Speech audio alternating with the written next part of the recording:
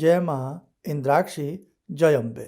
इंद्राक्षी धाम में सभी साधकों का हम हार्दिक स्वागत करते हैं। आइए इस अंक में हम बात करते हैं 17 फरवरी को कंकण सूर्य ग्रहण की चर्चा चल रही है। क्या ये 17 फरवरी को पड़ने वाला कंकण सूर्य ग्रहण भारत में दृश्यमान होगा या नहीं, एक तो इस पर चर्चा करेंगे और कुछ ग्रहण की आपको इसमें हम कुछ जानकारी भी आपको देंगे। ग्रहण काल का एक ऐसा समय होता है जो भक्ति के लिए, पूजा के लिए, पाठ के लिए, साधना के लिए, नए मंत्रों को सिद्ध करने के लिए, अनेकों प्रकार के कार्यों के लिए सिद्धि कारक होता है। उसी के साथ साथ कुछ इसमें वर्जित कार्य भी होते हैं जो ग्रहण काल में नहीं किए जाते। सारी चर्चा इस अंक में। आइए पहले आज का हम पंचांग देखें। 14 फरवरी सन 2026 दिन शनिवार, संवत 2082, फाल्गुन मास, कृष्ण पक्ष, तिथि द्वादशी, नक्षत्र पूर्वाषाढ़ा, राहु काल 9 से 10:30, दिशा शूल पूर्व दिशा। अब देखिएगा, जब भी ग्रहण पड़ता है, अब ग्रहण में एक तरह से ग्रहण का जो सूतक होता वो काफ़ी समय पहले लग जाता। जैसे कि अगर सूर्य ग्रहण है तो सूर्य ग्रहण का सूतक करीब करीब 9 घंटे पहले आप मान के चलें। यदि चंद्र ग्रहण पड़ता है तो 12 घंटे पहले चंद्र ग्रहण का सूतक लग जाता है। एक ग्रहण अभी आगे और है, तो इसलिए ताकि कुछ ग्रहणों की जानकारियां आपको यहाँ इस अंक में प्राप्त हो जाएं। जब ग्रहण काल का सूतक लगे, सूतक में ही हम बहुत सारी चीज़ों का ध्यान रखें। जैसे कि ख़ास तौर से जो प्रेग्नेंट महिलाएं हों वो उस काल में किसी नोकीली धारदार वस्तुओं का प्रयोग ना करें, जैसे कि फल काटना, सब्जी काटना या सुई धागे से कुछ सिलना, तो उसमें उसका परहेज हो जाता। उसी के साथ साथ ब्रह्मचर्य का पालन ग्रहण काल में नितांत आवश्यक होता। ग्रहण काल में मंदिरों के कपाट बंद हो जाते हैं, घर के जो मंदिर होते हैं उसमें भी पूजा पाठ नहीं की जाती। लेकिन ग्रहण काल में मंत्रों को सिद्ध किया जाता। अब जैसे सूर्य ग्रहण हो तो सूर्य से निमित्त वस्तुएं दान में दी जाती हैं, निकाली जाती हैं, और ग्रहण जब मोक्ष हो जाता है ग्रहण का, उसके बाद उन वस्तुओं का दान किया जाता है। ग्रहण काल में किसी सिद्ध स्थल पर तपस्या करना बहुत ही फलदायी होता है। ग्रहण काल में कंदराओं में, गुफाओं में बैठ कर के साधना आराधना करना या किसी विशेष तीर्थ में गंगा जी आदि के किनारे बैठ कर के गायत्री मंत्र का जप करना और साथ ही गंगा जी में स्नान करना अपने आप में बहुत ही अच्छा माना जाता है। ग्रहण काल में आप बड़ा कोई संकल्प ले सकते हैं कि अब जीवन में हम ये बुराई छोड़ रहे हैं, अब हमें ऐसा करना है। ग्रहण काल में गुरु मंत्र या किसी मंत्र की जो आपने दीक्षा ली है तो उसी मंत्र में अब आप मालाओं की संख्या बढ़ा सकते हैं कि आज ग्रहण काल से हम ये प्रतिज्ञा करते हैं, ये संकल्प लेते हैं कि हम अमुक मंत्र को बढ़ती हुई संख्या में करते रहेंगे। ग्रहण काल में विवाह शादी निषेध होता है। अब इस बार जैसे होली वाली बात आ रही है तो होली में भी ग्रहण की बात आ रही है, तो उसमें भी बहुत सारी पेचीदगी इस बार रहेगी, तो उसके बारे में अलग से हम अंक में आपको बताएंगे। ग्रहण काल में स्नान की बहुत बड़ी महिमा होती है। जब ग्रहण में हम कोई भक्ति करते हैं, पूजा करते हैं, पाठ करते हैं, स्नान कर करके हम बैठते हैं और जब जो भी हमने उसमें हवन किया है, पाठ किया, उसके उपरांत फिर पुनः स्नान किया जाता है। ग्रहण काल अपने आप में एक विशेष ऐसा समय होता है कि उस समय में जो सिद्धि की जाए, जो मंत्र पढ़ा जाए, वो चैतन्य शीघ्र होता है। उस मंत्र की सिद्धि शीघ्र होती है, उस मंत्र से लाभ शीघ्र मिलता है और आगामी समय में वो मंत्र पूर्ण रूप से फलीभूत होकर के जीवन के अनेकों संकटों से हमें मुक्त करता है। तो कहने का भाव, ग्रहण काल बहुत ही वीआईपी समय, एक इम्पोर्टेंट समय होता है, एक विशेष बेला होती है। लेकिन अब हम अपनी बात पर लौटते हैं। 17 फरवरी कंकण सूर्य ग्रहण। कंकण अंगूठी की मानिंद एक सूर्य ग्रहण देखना। तो 17 फरवरी को सबसे पहले तो आपको ये बता दें कि भारत में ये ग्रहण मान्य नहीं है, ना ही इस ग्रहण का सूतक, मोक्ष, पर्वकाल किसी भी प्रकार से इस 17 फरवरी के ग्रहण को लेकर के कोई भी विचारणीय धारणा भारत के ऊपर लागू नहीं होती है। थोड़ा सा आपको संक्षिप्त में बता देते हैं।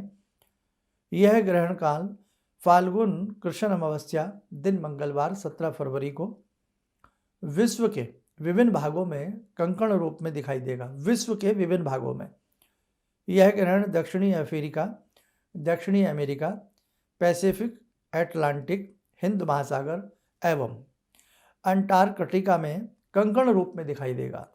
यह ग्रहण चिली, अर्जेंटीना, दक्षिणी Georgia, Malawi, Namibia, Norway, France, Zimbabwe, Mauritius, Madagascar, Tanzania, Zambia आदि देशों में दिखाई देगा, लेकिन यह ग्रहण कहीं भी भारत में दृश्यमान नहीं होगा।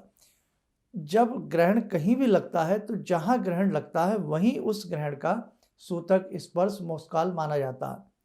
तो ना ही भारत में इसका मोक्षकाल है और ना ही जैसे बहुत ज़्यादा भय बन जाता है। जैसे हमने बताया कि जो प्रेग्नेंट महिलाएं हैं वो सावधानी बरतने में कहीं ना कहीं सुई धागा बहुत सारी चीज़ों के लिए सोचते हैं, तो कहीं पर भी इस प्रकार का कोई विचार नहीं है। इसलिए जो प्रेग्नेंट महिलाएं हैं उन्हें किसी प्रकार के भय डर की इस ग्रहण में आकांक्षा नहीं रखनी चाहिए।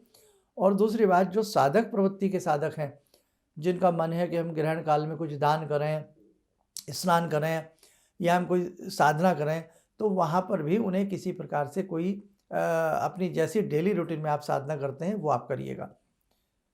इस ग्रहण काल में 17 फरवरी के ग्रहण काल में ना ही मंदिर के कपाट बंद होंगे, जैसे कि बिफोर टाइम बंद कर दिए जाते हैं। और इस ग्रहण काल में आप अपने मंदिर में, घर के मंदिर को भी बंद करने की आवश्यकता नहीं है। जल में कुशा, तुलसी पत्र आदि डालने की आवश्यकता नहीं है, क्योंकि बार बार कह रहे हैं ये ग्रहण काल भारत में मान्य नहीं है। दूसरी बात, आगामी समय में जैसे कि खग्रास चंद्र ग्रहण है 3 मार्च सन 2026 का। अब खग्रास जो ग्रहण काल है, चंद्र ग्रहण है, उसमें कुछ विशेष सावधानियों की हमें आवश्यकता अवश्य पड़ेगी। और उधर से होली का समय है, तो बहुत सारी चीज़ें हमें खग्रास चंद्र ग्रहण में माननी होंगी।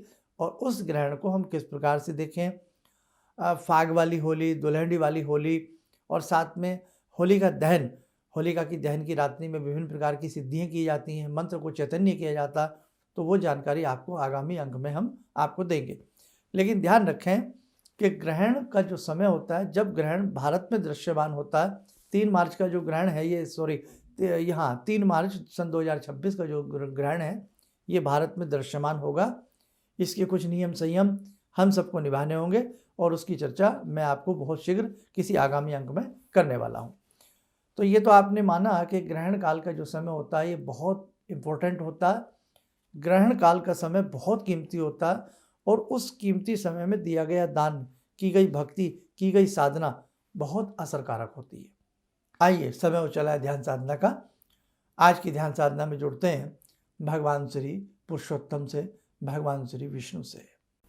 ओम करारविंदे न पदारविंदम मुखारविंदे विनिवेशयन्तम वटस्य पत्रस्य पुटे शयानं बालामुकुन्दं मनसा स्मरामि, बालामुकुन्दं मनसा स्मरामि।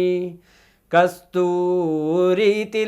ललाटपटले वक्षस्थले कौस्तुभं नासाग्रे वरमुक्तिकं करतले वेणुकरे कङ्कणं सर्वाङ्गे हरिचन्दनं सुललितं कण्ठे च मुक्तावले गोपास्ति परिवेष्टितो विजयते गोपालचूडामणि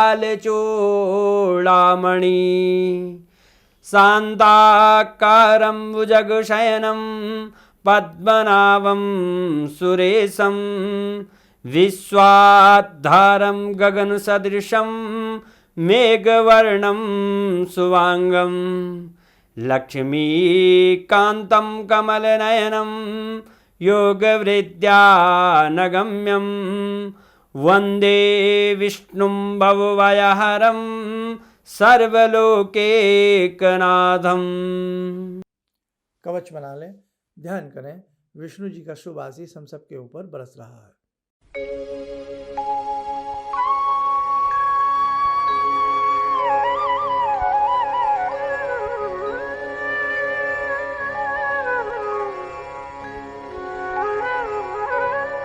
ओम बोलते हुए नेत्र खोलें, सामान्य हो जाए। देखो साधको, समय समय पर बहुत सारी ऐसी जानकारियाँ होती हैं जो हमें होनी चाहिए।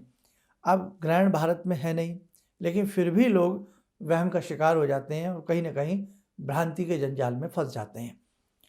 और एक सूचना आपको और दें, 22 फरवरी का बहुत ही अच्छा शक्ति उपासना सत्र है। और ये शक्ति उपासना सत्र का जो महत्व होता है वो जीवन के दुखों को दूर करने के लिए होता है, जगत जननी जगदम्बा से विशेष आशीर्वाद प्राप्त करने के लिए होता है।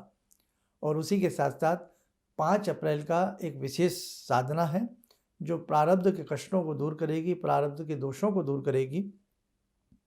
तो दोनों ही इस प्रकार के विशेष उपासना सत्र में यदि आप आना चाहते हैं तो आपका स्वागत है। उसके लिए आप अपना नाम नंबर रजिस्टर्ड जरूर करा लीजिएगा। और इस प्रकार से किसी भी पूजा में आने के लिए कोई साधना शुल्क इंद्राक्षी धाम में नहीं होता है। चलिए, आप सब लोग स्वस्थ रहें, सुखी रहें। इन्हीं शुभकामनाओं के साथ हम अपनी वाणी को विराम देते हैं। जय जय अम्बे। किसी भी समस्या के समाधान के लिए मिले प्रसिद्ध हस्तरेखा एवं वास्तु विशेषज्ञ प्रोफेसर धर्मेंद्र शर्मा जी से। नोट: शिविर में भाग लेने हेतु एवं व्यक्तिगत रूप से मिलने के लिए कॉल करने का समय सुबह 10 बजे से शाम 6 बजे तक। हमारे विभिन्न ज्ञानवर्धक कार्यक्रम देखने के लिए आप हमें अभी सब्सक्राइब करें, बेल आइकन को प्रेस करें ताकि आप देख सकें हमारा कार्यक्रम सबसे पहले। और अधिक जानकारी के लिए फेसबुक पेज को लाइक करना न भूलें।